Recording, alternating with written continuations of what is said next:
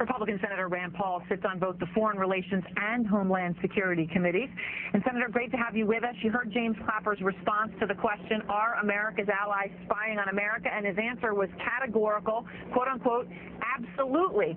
Well, if that's true, should America stop spying on its closest allies?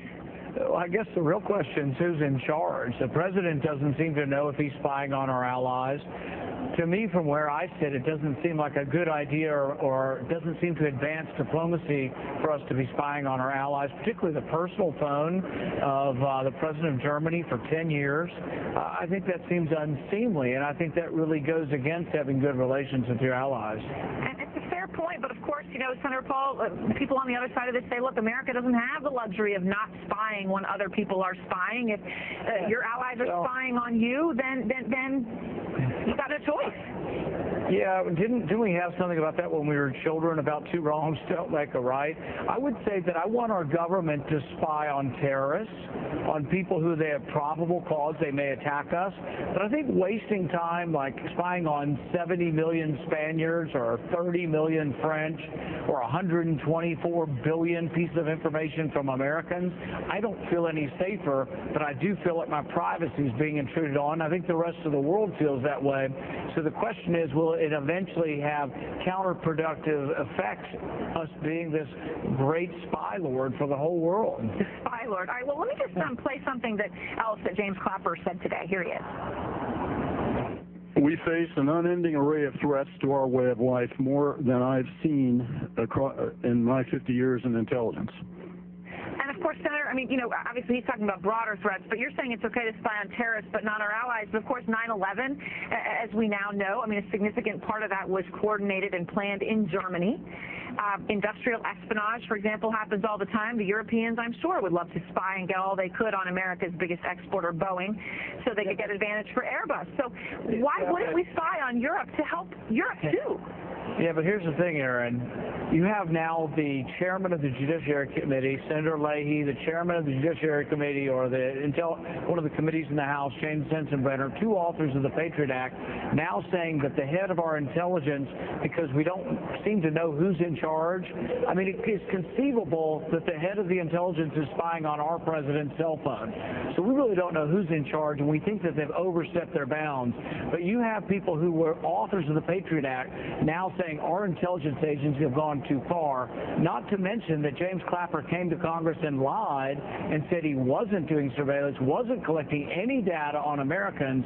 So there's a lot of trust being lost, and I think there's a great deal of credibility lost in the Intelligence Committee, and we have to trust our officials if we're going to let them have such sensitive information about our personal lives.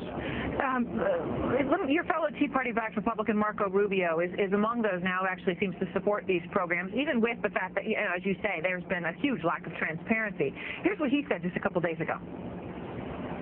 Everyone spies on everybody. At the end of the day, if you are a U.S. government official traveling abroad, you are aware that anything you have on your cell phone, on your iPad, could be monitored by foreign intelligence agencies, including that of your own allies. I mean, Senator Paul, I totally understand your point. You want to really know what they're doing, and of course you have a right to, especially given all the committees you're sitting on. But, you know, CEOs have told me it takes the Chinese 90 seconds to steal every piece of data from your hotel room, the French maybe a little bit longer. Yeah, but again, here's the thing. Okay. Here's the thing, Aaron. There's 4 billion people on the planet. If we're going to spy on everybody all the time, if we're going to have this big brother state that we are going to live in, I'm afraid that detracts from actually focusing in on the terrorists. We had one terrorist, the 20th terrorist, our 20th hijacker, we caught a month in advance of 9/11, and we just didn't do good police work. We didn't even ask for a warrant.